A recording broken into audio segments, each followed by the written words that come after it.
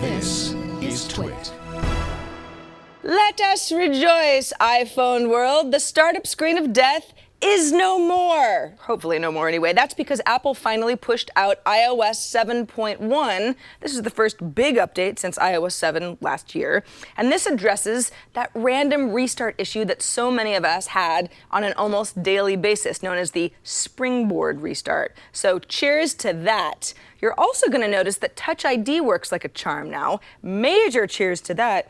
However, iOS looks and feels a bit different too. Let's go through a few of the changes. New rounded buttons show up if you make or receive a phone call or you turn off your device. Some nifty slider fade behavior too.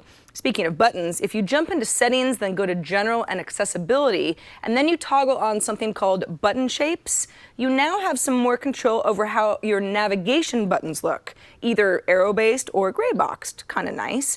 Also in accessibility settings is the increased contrast feature. Now you can reduce transparency in the dock and your folders. You can darken the overall color palette slightly, or even bring down the brightness a bit by reducing the white point.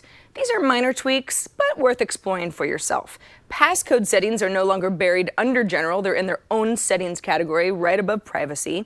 And CarPlay isn't really officially a thing with iOS yet, but the settings are already showing up. They're in settings, under general and restrictions. My CarPlay's toggled on by default. Can't wait! So these are just some of the features in iOS 7.1. I could go on and on, but you don't have all day, I understand.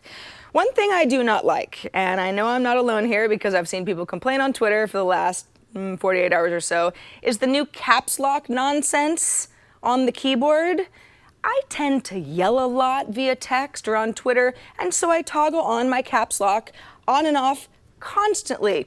What the hell, Apple? Could this be any less clear? I don't think it could.